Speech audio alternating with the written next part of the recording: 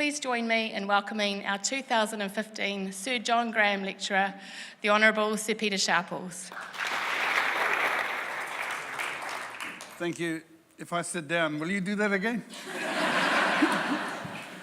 Well, is that what I've been doing?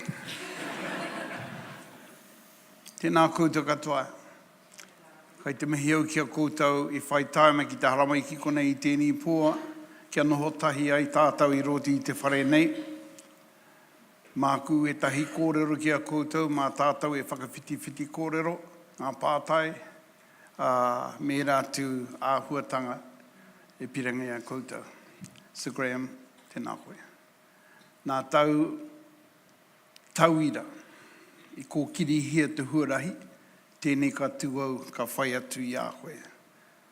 I am pleased to be following something erected in your name from your leadership that you have done in your education field, and of course, black.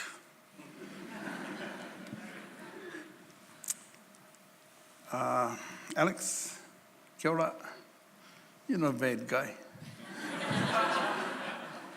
Has his moments, eh?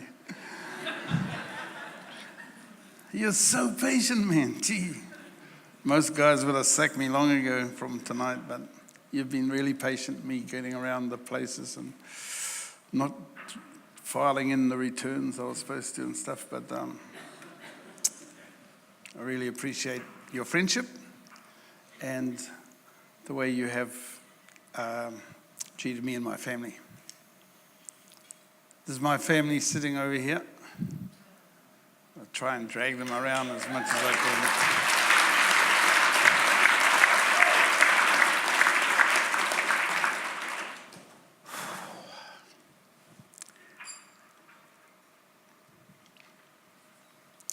Tonight's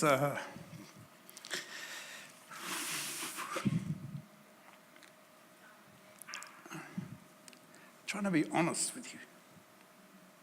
Clearly you trust me, that's why you're here, and you've paid bucks to come here and be with me. So I know you do trust me. Now I want you to understand me. Perhaps this first page or two.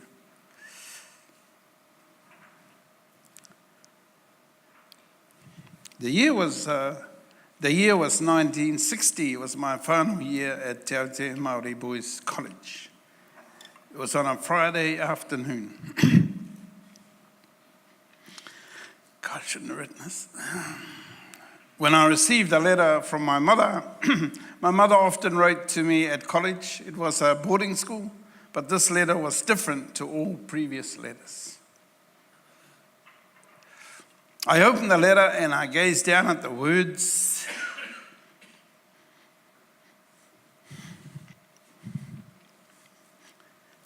The tears rolled down my face. Her beautiful writing was still the same. The sentiments were the same. But the letter was written in Maori. This was the first time my mother ever communicated to me in our native language, the language of my ancestors. Just let me explain. In our village Taupau, all our Maori parents spoke to each other only in Maori, their mother tongue, but spoke to us kids in English with a bit of a Maori accent. A big Maori accent, actually. Go to school, different English. My mother and thousands of mothers and fathers were physically punished and strapped for speaking Maori in the school grounds during the 1920s, 30s, and 40s. Along with the Tūhonga Suppression Act, 1908, and other colonising implements, Te reo Māori was relegated to yesterday's language. My mother had heard me speaking Māori during my tautia years, but this was the first time that she broke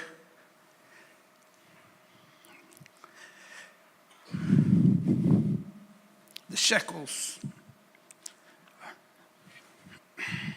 of colonization and celebrated my journey into Te Reo Māori. It was an empowering moment for me. It became a source of my drive and commitment to fight to restore my mother's stolen language and culture as a valid and appropriate culture for New Zealand, Aotearoa. You see, it's very hard for me to explain to you what it is like for people to have their language and culture branded illegal and unacceptable by government decree and by practice. Land alienation, together with deliberate dismantling of tribal structure, saw the introduction of new forms of authority and behaviour. Colonization destroyed the mana and authority of Maori, iwi, hapu, and whānau. Destroyed their very genre de vie. To explain when a people's culture and language are suppressed, it serves to deny the validity of their history in that society. It is my conclusion here that this denial is still firmly in place today. In 1977, my role as the CEO of Race Relations Conciliators Office, I visited Britain to look at the affirmative action programs there amongst the Pakistani and Jamaican immigrants in London. I'd never been to London before then, but I was totally astonished at how much I knew. I knew the names of many London streets. I knew history around Westminster Abbey, the Tower Bridge, Buckingham Palace. I knew the historical deeds of Sir Francis Drake, Sir Walter Raleigh, and others, the monuments of them. Here I was at the antipodes of New Zealand for the first time, and yet I was so familiar with the sites, the monuments, the history, and the culture of this side of the globe, which is okay. But it suddenly struck me the unfairness of it all. I know about this place and this Pākehā history on this side of the world. But back in Auckland, Aotearoa, New Zealand, the Pākehā people don't know about my history, of Te Whatuiāpiti, of Te Kikiri o Te Rangi, great war chiefs in my denied tribal history of Ngāti Kahungunu. The colonisation of New Zealand has ensured that the people of this country do not learn tangata whenua history. I have made my remarks very personal tonight, and I'll put my credibility on the line because I know you have trusted me and you've come here tonight to be with me. In my maiden speech in Parliament in 2005, I cited portions of my own genealogy or whakapapa as an example of Maori history in New Zealand prior to colonisation. In repeating some of these events to you now, I do so on behalf of all Maori, even although it is my whakapapa, to recognise the 1,000-year bond between Maori and these islands. So I ask the question to you, why do you accept the world's history and not our own? The Spanish Inquisition, the French Revolution, the Battle of Waterloo, Plato, Socrates, Aristotle. We know about these things. We know about these people. So what of Toi Kairako, of Rauru, of my history, my New Zealandness, my missing 1,000 years? Toi Kairako crossed the Pacific and came to New Zealand, and at that same time, Eric the Red was expelled from Iceland and voyaged to colonize Greenland. Toi Kairako is my ancestor. He lives still in me. His history, his genealogy is my history, my genealogy, my bonding to these islands of Aotearoa. Toi's son was Rauru. His son was Whātonga, and from Whātonga came Tahatiti, Tahatiti came Uenuku. And at this time of Uanuku, at this time in history, William of Normandy conquered England and became King William I. All in our books. From Uanuku came Ruatapu, from Ruatapu came Rākaiora, from Rākaiora, Tamaki Tehau. And these are my ancestors, tangata whenua. And this ancestor, Tamaki Tehau, lived at the time of the great military leader, Genghis Khan, who established the Mongol Empire, uniting almost all of Asia, Eurasia. And my genealogy descends to Tamaki Te Rā, Tamaki Te Matang. And now, at this time, the Magna Carta is signed on the other side of the world. I continue to Tamaki Rei Rei a mai Hawaii, Te Kahuarero, Pitorere, Tangi Maika, Toto, to Tamate Ariki Nui. Tamate Ariki Nui brought the tapu canoe of Tāki Timu across the Pacific. He is the eponymous ancestor of all descendants of the Tāki Timu waka. Tāki Timu waka, Tāki Timu canoe, my canoe. At this time of the arrival of the canoe, history records the crusade of Joan of Arc in France, who was burnt at the stake, aged 19 years. From Tamate Ariki Nui came Rongo Kako and then Tamate Pōkai Whenua, and his son was Kahungunu. Kahungunu was the founding ancestor of my tribe, Ngāti Kahungunu, of me, Pita Sharples. Then came Kahukuranui, Rākai Hikuroa, from Rākai Hikuroa, Taraya. And it was Taraya who led the migration of Ngāti Kahungunu people south from Wairoa into the Napier Hastings area. And at this time, Columbus stumbled across America. And I mean stumbled. Thought they were Indians.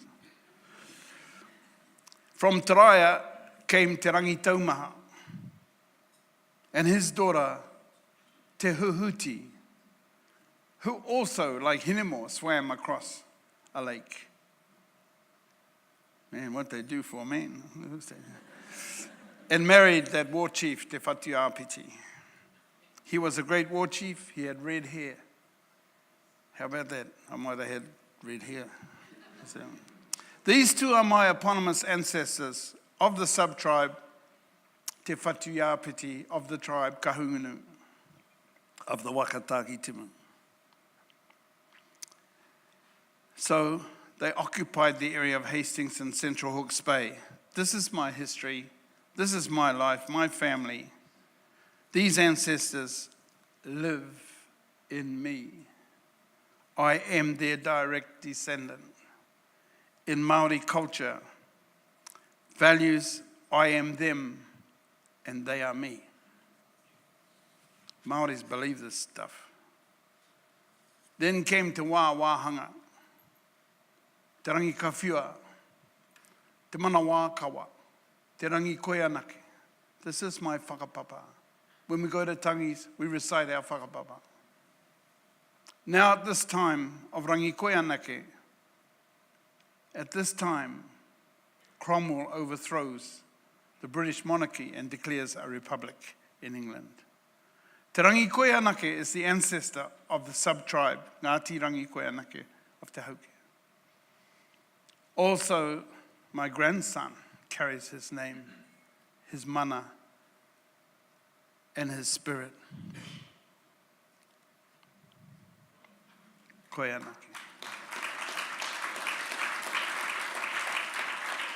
His eldest son was Kikiri o Te Rangi, another warrior, another famous war chief and stuff who crossed the ranges and conquered a few pās and stuff. Also another redhead. He led many successful forays to avenge the deaths of his two grandfathers, Te Rehunga and Manawākawa. He is the eponymous ancestor of our sub-tribe, Ngai Te Kikiri o Te Rangi. So you have sub-tribes all the way down.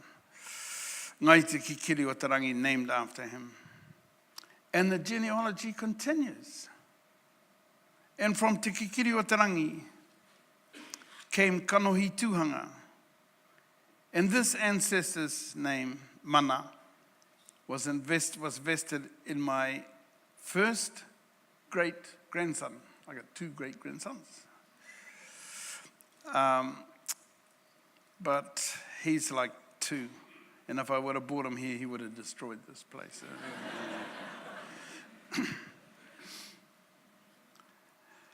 From Kanohi Tuhanga comes Te Aroatua. From Te Aroatua, Hori Nienea. Hori Nienea's son was Paora, Kopakau Nienea. Paora was my grandfather. And his name and his spirit are carried by my son. And in my son, I also live. Paora.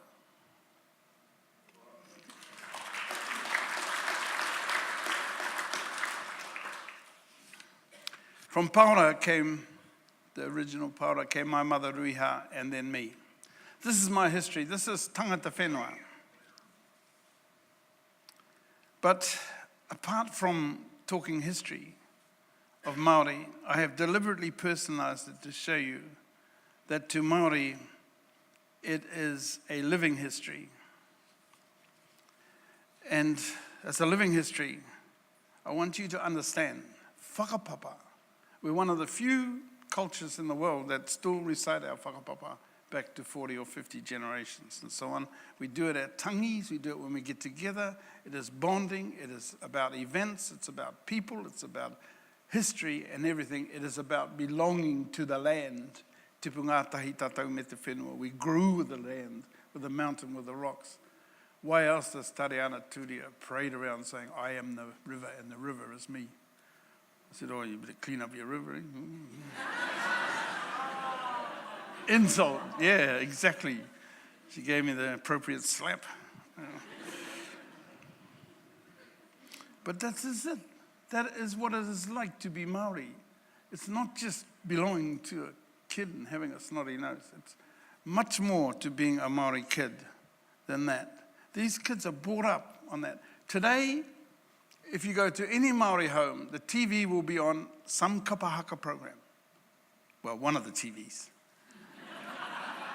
And the 2-year-old will be standing in front of it, going like this, singing the actual words, but not yet able to speak properly. Because they recognize, and we recognize, that that is what it is to be a Maori child. So, the whakapapa is a link with one's own history, past history, current happenings, history, and our future. I don't know whether you can really understand this bit, this next bit. You become part of a continuum, and you accept that you're part of that continuum. You are an integral part of now and the past. But you're also part of the future through your children, your grandchildren, and those still to come. I remember a farmer saying to me, oh, I'm from Christchurch up in the hills, and we've been on that farm for 4 generations. I reckon we know just as well as the Maori what it's like, eh? And in a sense, he was correct. His father worked that land. His father's father worked that land, and his father's father started that farm on that land. And so his whakapapa only 4 generations, but it is a similar sort of feeling that you are one with the place, but you are connected to that genealogy that comes down and goes on. So it's all embracing. So you become part of the forever. So, I just feel and I know that I am not of today. I am not just of the last 300 years or the last 1,000. I began here. I am Hawaii, I'm Aotearoa, I am New Zealand, I am Maori nationhood. I am here forever. And in that way, I can never die. I firmly believe that a teaching knowledge of our history with every school district in the community would do wonders to increase the local community relations and begin to heal many of the wounds of colonisation period. I went to a school and I said, in Hawke's Bay too, said, kids go down the marae. I said, oh, yep. When's the last time they went? Oh, 3 years ago. Really? So who's the local chief? Oh, I don't know who's the chief, but we usually go to Papa Brown. I said, well, is Papa Brown the local leader? I don't know, really. And so it went on. I thought, do the kids talk Māori? Was there any Māori at the school? Or? No. We have one curriculum here, and we follow that curriculum through. I said, are the kids, Māori kids, a little bit slow on some of the things? Yeah, we have to work hard on them. I said, well, don't you think if you had their parents here and the local chief and the kids went to the marae, the whole school and stuff, that they might feel more involved and part of their life, their current history and stuff, and they might improve and own the kaupapa and learn better and so on, and vice versa. You might learn a little bit about the local history and stuff like this. So I devoted a lot of my time at my last years at Parliament to create a curriculum. So despite the cultural resurgence and drive to teach Maori language at all levels of formal education, the language is still not safe. Colonisation owes Maori greater support to promote and encourage the teaching and spread of Maori language today. Maori have created Maori language immersion institutions at all levels. Preschool, primary, secondary and tertiary, and all have done so initially from their own efforts, outside of the formal programs, but continual lobbying has resulted in government legislation formalising provision of these educational options. It's always been from outside, it's always been a fight. It's always been by pulling out of the system and just doing it by yourself with no money that we have forced these changes. I know. So when we built the first kura kaupapa Māori at Hoani Waititi Marae in West Auckland, we got death threats because remember apartheid was still alive down the line and people were comparing this to apartheid.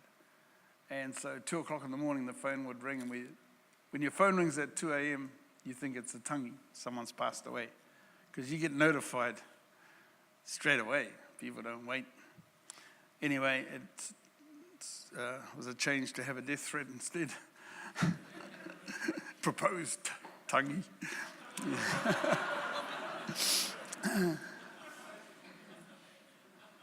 Yeah, so the language is still not safe and we have a role to play. And that's why we went outside, created kohanga reo, kohanga nest, reo language. And that's what they were, very simple concepts. And at that meeting, the leaders of Māoridom came to Wellington and we had these meetings in Parliament in a recess period. And it was a very simple concept. We get all of the preschool kids, forget about the others, they're gone. We can't start teaching bits and pieces, but if we have start with the 2, 3, 4-year-olds, then we can bring them through as a people. And all you need to do is bring them, find some food, find a place, a room, put a kuia or old lady or old man who speaks Māori and can look after kids. Put them in a room, shut the door. Shut the door on Monday and opened it on Friday. And they come out speaking Māori. Oh, we were so excited. What a brilliant, brilliant program. God. So we went back to our tribal areas. And my tribe, Ngāti Kahungunu, had Te Okanga and we tatau huata, Auntie Bunty, Auntie Lulu from that hui came back and said, Ngā tika hungun, ngaro haere te reo, language is down the tubes. Kohanga reo is the way, do it. And they did it. Queen Te Atairangi Kahu went back to Waikato with her leaders. Waikato. So James Henare and that lot went up north without pigeons. Slow today, okay. They went up north and they said, Tei tokarau, anei tuhurahi mō tātou, do it. Spotswood in Taranaki, South Island, everywhere, kohanga sprang up. They sprang up in car sheds, cow sheds. They sprang up in schoolrooms, garages. They sprang up in every place they could find a room. And people bought food and looked for money to pay the tutor, which we did not have, and so on. It took off, and like all things that work, the government said, why didn't you ask us? We would have helped this. So we got some money for it, and looks what's happened now. There's a big fight in that big trust, fighting over who's doing what. So from there, kids went to school, and they spoke Maori, and the other kids laughed. And they stopped speaking Maori. And there was this particular kid that I really, because we all worked in there, really thought he was #1 student, and he didn't speak much to me when he came, whenever I saw him. And then he stopped talking Maori to me, and then he looked like he didn't even like me. And I thought, I was his favourite papa, what's wrong with him? And then, ka takate kapa, the penny dropped. We had taught this child how the world wasn't. We have told him the world is about having a prayer when you arrive. The world is about morning talks. The world is a lot of singing. The world is about sharing your food. All the things we did in kohanga, about manaki, about respect. And when visitors come, you stop your playing and we welcome the new visitor, and then we carry on. We share our food. We sleep together in the afternoon in the kohanga. But they didn't find that there. So we had, in fact, deceived these children, prepared them for a world that wasn't. So that's what made us build the first kura kaupapa at Hawani Waititi Marae. Then 5 others, and so on and so forth. I'll tell you how tricky it gets. Government saw us building these schools. They saw us funding it ourselves, and they had to take us on board. It was the same time as Tomorrow's Schools, so they listed us as one of Tomorrow's Schools options. And after Tomorrow's Schools took place, they worked out that they will fund schools, and they'll begin by funding 5 schools. So they invited 6 schools, the 6 that were actually trying to operate, to Wellington, to a meeting, and told them, good news is we're going to fund you from now on. But we're only going to fund 5, so you have a meeting and work out which 5. We couldn't believe it. The 6, they invited the 6, but they're going to fund 5. Who would do that? Well, they did it. I'll tell you what happened, because kaupapa Māori had started in those schools and it took place. Immediately, Kathy Jews stood up. Ruamata is one of the older schools. We have already got our funds ready for next year. We will stand down. You 5 have the money. And someone else stood up and said, no, that's not fair, because we need that model out there, so we will stand down. And then Te Rito stood up and said, they will stand down. I thought, oh, shucks, we're the matua school, we're the bosses, I better stand down. So I stood up and said, no, we'll stand down. They said, no, you're the leading school. Oh, okay. Well, that's what they wanted. But you know what happened? They all decided that 2 of us would share our money with a third school that would have no money. So we all got money, 5 schools, and the one that got left out shared their money with 2 of the other schools. So we had 2/3 each, I think that's right. And we survived. The kaupapa of Māori was already working even at that stage and so on. So yeah, thank you.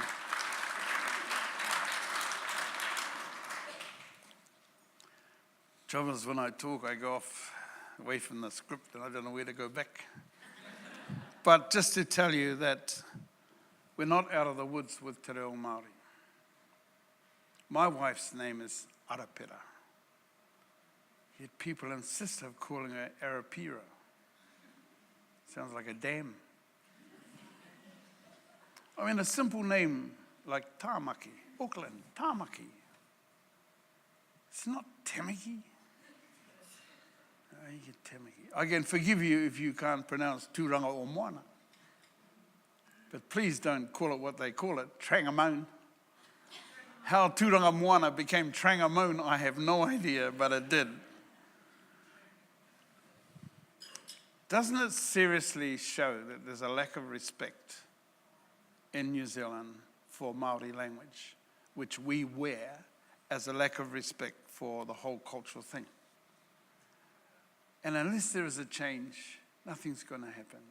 Now, we all know about that Kapiti College boy and the speech he made to his class, and the teacher put it on Facebook and it's gone viral. And he's been on the news of the main stations of TV, and he's been on the BBC.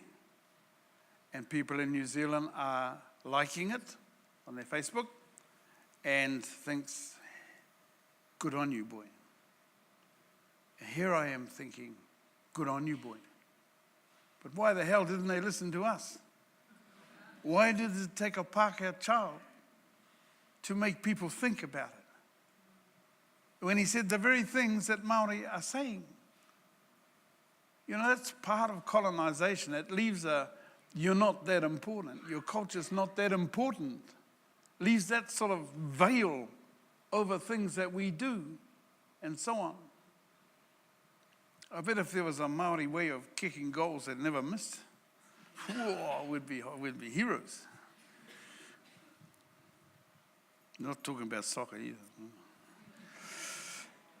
Well, people, I just wanted to show you what it is like, how we hurt sometimes, how brave my mother was to step outside of what she had believed because of her upbringing, that Māori was bad, Maori language was bad.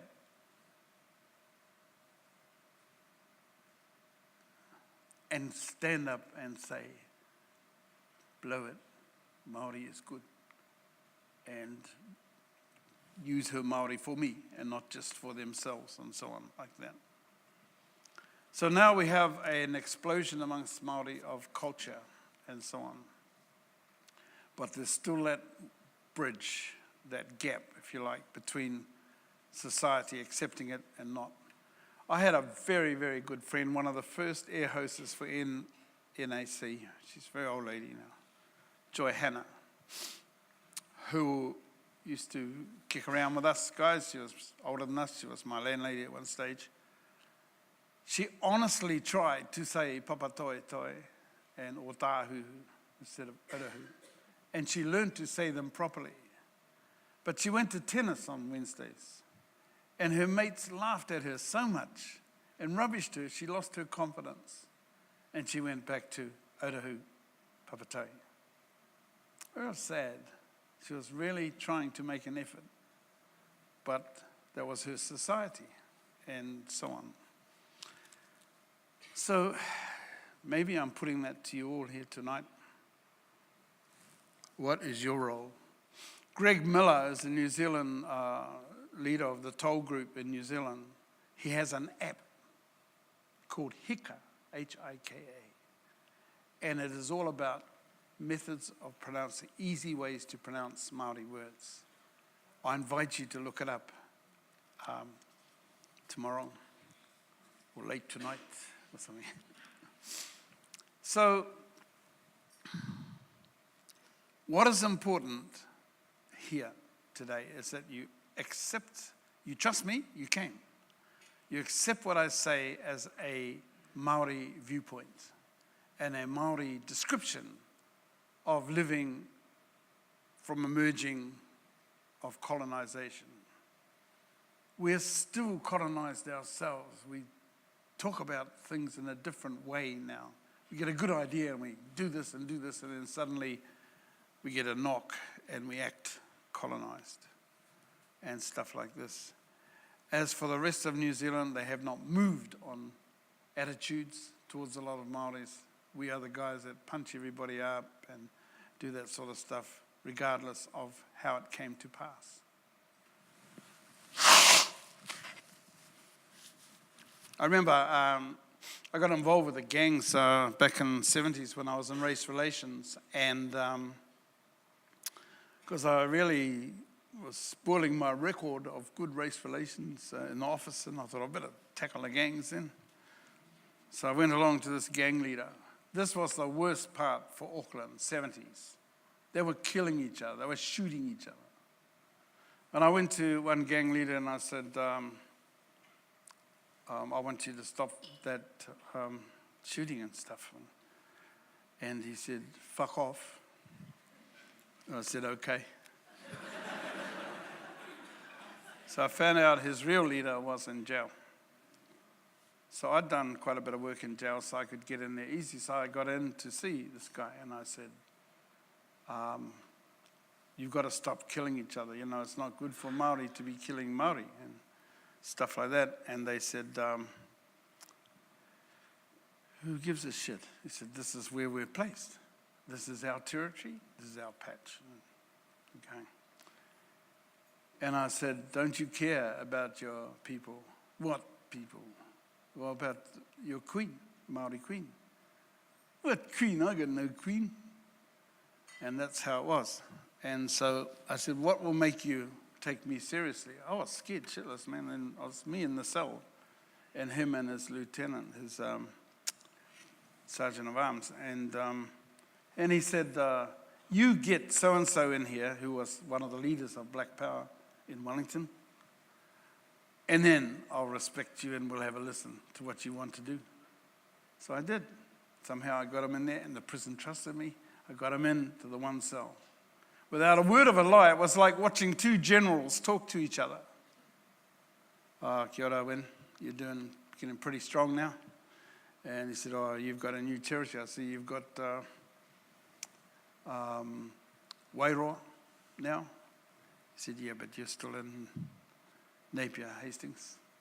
That's how they were talking like this. And so I said, well, so I'd really like you guys to work together instead of fighting in that.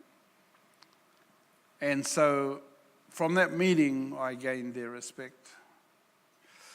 I remember, I said, you know, what about the Queen and Park? They swore. So anyway, when he got out, I joined them and me and Ross Della. Ross Della was a policeman, very successful senior policeman. And he worked leading the raid squad up north in Auckland, and I was sort of called on for the gang side. So we went to things where people were killed, identified bodies and stuff like this, and tried to get them to pull out and so on. So I was arrested twice. I knew the police that arrested me. They knew I wasn't a gang member. Because I was there rounding them up and stuff, they pushed me into the cell, locked the door. Cheeky buggers. I was so angry. I said, gee, I'm trying to be a good guy here, and you buggers locked me up, you know? Anyway, so I worked with this gang and found out that I thought if I could get them some employment, doing something, they might change. So the Black Power said, you bring Karapukatapu up here, he's the head of Maori Affairs, and we'll meet him in the Otahuhu gym. So 100 Black Power met Karapukatapu and me in the Otahuhu College gym. And they said, you, to Kara, you got all the money for Maoris, We live in Aotearoa, we live in Aotearoa. We are the scum of the earth. But we work here, we live here, we drink here, we fight here. We want to work here. We can't go any lower than we are now. Give us a job. Give us a job, a chance to do something. And so he left. And similarly out in West Auckland. So we had work schemes in those days. So we set up a work scheme, and in the end, we had 100 headhunters working out in the parks out in West Auckland. And we had all those little suburbs, boroughs and stuff in those days. And we had Black Power beautifying the beach, Black Power, the sea edges and the parks and stuff like that. And you know what? They stopped killing each other. They just stopped killing each other. But then they started to accumulate wealth, started to get into real crime. That's the trouble. They got headquarters and furnished them and stuff like this, you know. So they're not dumb anyway, something. But it just shows what happens, and this happened all over the world with gangs and stuff. Now we read in the prisons that they're having gang fights and real bad and stuff because people in there don't know how to handle and work with them. I have not yet met the gang member that when you've talked to them and gone through a whole lot of stuff, that will not adhere to kaupapa at the end of the day after talking and having the options spelt out to them. We even built a prison called Whare Oranga Ake. There's 2 of them for people to go and be rehabilitated by the iwi into their own homes, into their victims' face, into all these things, so that when they actually finish their sentence, they've learnt the skills of rehabilitation and family and love. It's a practical thing, it's a simple thing. And that's why Sam has spent his whole life working with these guys. They are just so ordinary, but they're tied up in this culture. So the answer is not to tell them you're bad, drop your culture. The answer is to give them the opportunity to express themselves in other different ways. So I'm miles away from what I was going to say. But I really want to hear what you have to say, because our people out there are working hard for a place in the sun. Our tribes have reconstituted themselves. And you know what did that? Ko hanga reo. Because we got such a shock at this idea we can save our language. The leaders went home to their areas, like I said, and said, do kohanga. And we listened to them. Suddenly they got restored mana. Government deliberately dismantled tribes so they could take land. And that was the big plot of colonization, is to acquire the land, new settlements, new government, new way of life for a new country, and so on. But the casualties was Maori culture, Maori whakapapa genealogies, tribalism, and stuff like this. So we reignited it through kohanga reo. And so suddenly they became stronger and got listened to once again. So our tribal leaders got their mana back. And they've worked hard to be leaders. So now you have this opposition between those Maori groups which are constituted through articles like Maori Council, Maori Welfare League and things like this, are in one way in conflict with the tribal groups, which includes everybody at some level or other and so on.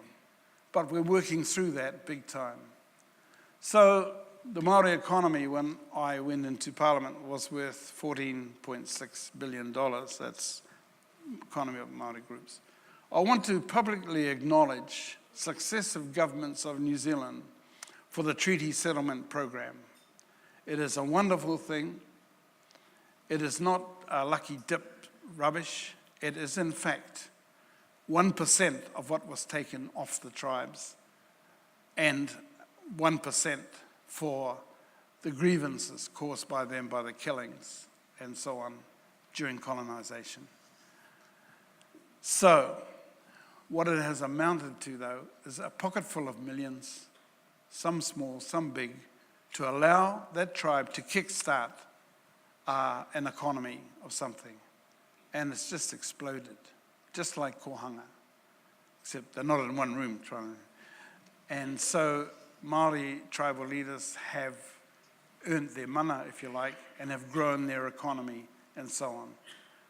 I look at, go to Indian reservations in America and Canada, and there's still signs up saying Sitting Bull had it all wrong and stuff like this. Big signs. The unfortunate Sitting Bull, da-da-da-da-da. And I said to the people, pull that bloody sign down. I'm going to do it in the morning. Or please don't do it. They'll cut off our allowance or something or other. So, you know, we have come a long way in this country compared to what has happened in a lot of other countries that I go to. So I'd like to acknowledge successive governments for that practice, and it's going very well. And our economy was worth 14.6 billion when I went in. So as soon as I became a minister, we called an economic summit. The usual way you do it with Maoris, you invite 80 people to Wellington and 120 come. And then you sort out your priorities and you lay down a kaupapa, a way forward, and so on. And at the end was a task force we set up. And that task force, one of the things they did was to review the Maori economy. And it suddenly revealed that it wasn't worth 14.6, it was worth $37.9 billion, more than double that. Now that was 5 years ago. Now it is worth $43.7 billion. So it's growing. Maori are learning to do stuff on the international stage as well. So there's honey contracts. There's all sorts of trading going on throughout the world. So it's good news. And we're on the up and so on. But we won't get quite there unless there's a realization by the predominant culture, which is Pākehā, that Māori are your people too. That this is part of our togetherness, and it's more than just saying hello. It is about doing what some people that I know personally in this room do, encourage mixing. I want to tell you just this one little story. When I applied for the Race Relations Act CEO, I thought, gee, that's a good job for me, man. I'm pretty cool with people. And then I thought, nah, I hate Indians. Oh, bugger, I can't take that job. Because they lie. They tell lies. Therefore, they probably steal. What happened was, as a student, I went overseas to do field work. This was my first trip overseas. So we had a night in Nandi, and in Nandi I was to buy all my equipment. So every shop I went into and I asked for, say, film, and they said 17 and 6 in those days, 17 and 6. I said, wow, it's dear. No thanks, I'll go next door. And they go, 15. But you said 17 and 6. Well, for you, 15. Why for me, 15? Oh, we like you. You're brown like us, 15. No thanks. 13. 13. You're scaring me. You're lying. Why did you say 17 when I came in? And I just couldn't abide that, and I walked out. Went next door, same story. They're all liars. And I learned Indians are liars. So I went and bought my stuff, and I went on my field work as a young student, got an A pass, and confirmation that Indians lie, and came back to New Zealand. So when the job came up, I thought, God, those Indians lie though. I can't apply for this job. And I told my mates, they said, oh, don't be stupid. You get used to them. Like, leave them lying. And I said, nah, I'm going to make an effort. So I went to our shop in Te Atatū, now called Peninsula, and I still like North, yeah. Tap North. Anyway, I went into the shop and it was an Indian shop that did all the greengrocers and stuff. And I said to him, I'd like to place an order. Will you deliver it to my house? Can you? Yes, 4 o'clock this afternoon. Yep. So, okay, bring it. And I went round there and I waited at 4 o'clock, put the kettle on and invited him in and forced myself to have a cup of tea with this liar. And he lied pretty good because we got on pretty well in there, you know. Anyway, a week later, I was walking up Te Aratu and I passed his shop and he called out me, Mr. Sharple, would you come in, please? So I went into his shop and he had lined up his whole family, wife, Abel, Baker, Charlie, you know, all down to the little baby, and he introduced me to him and as his new friend, his new Maori friend, who invited me into his house. And we'd like to invite you, Mr. Sharple, into our house and meet us and stuff. So I accepted, and I got over my hang-up. Felt so stupid. But he explained the barter system. It's been all around the world, and they do it everywhere. And so I felt a real dick, man. So I learned that they were just people like us. But one day I was invited to a service, church service, and I'm not even on to the main point. It was about love. For me to talk about love, what is love, and stuff like this. I get there and I'm talking away about love and about people and races coming together. And I told that story, how I had this hang up and what I did about it. And this Indian lady got up. This is like 10 years later. She said, this story is true. I am Mrs. So-and-so, was the wife of the thing. And here's my daughter, whatever. And she had things. So I couldn't believe it. I thought, she pays not to lie.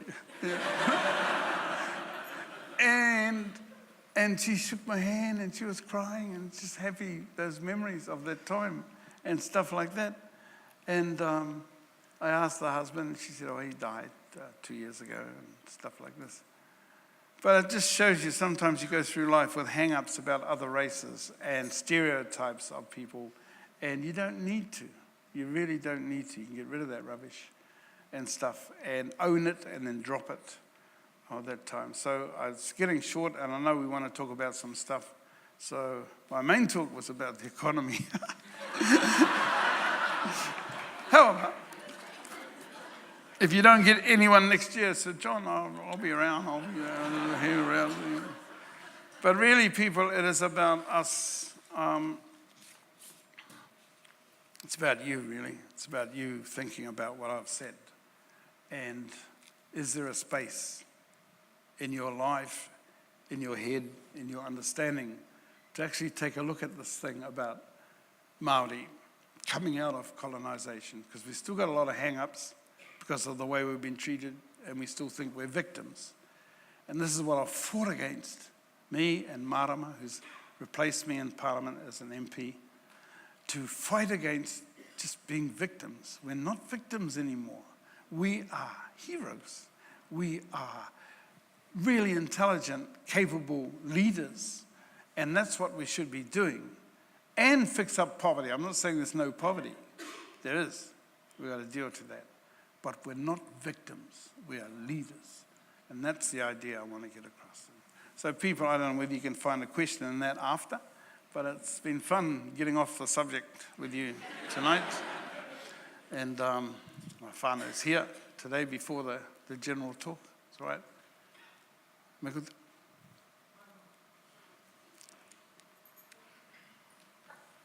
It's another little custom. We always do this at the end of speeches, so it won't take long, about eight songs. It's pinny. Yeah.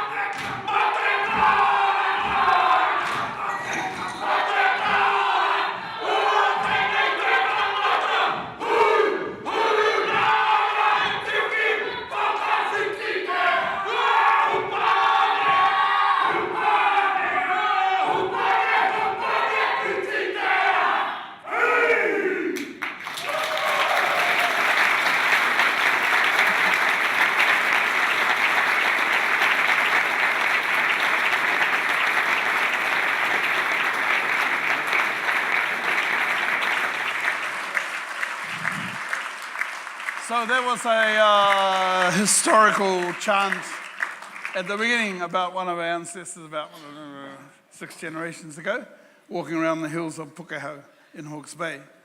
And the first haka, tika tonu, was performed when King George IV came here. It was written for Praere Huata, who spoke on behalf of New Zealand Maori, from our tribe again. And it's sort of the words say, have you come to be righteous? Are you truthful? Or have you come to tell us what to do? You give me a pain in the stomach, and it will not go away until you leave this country. And that was the thing, and he's clapping away there. But it is probably the most famous of Ngāti Kahungunu. Every school in New Zealand knows that haka. Every school. It's great. Thank you very much for the chance to share some ideas.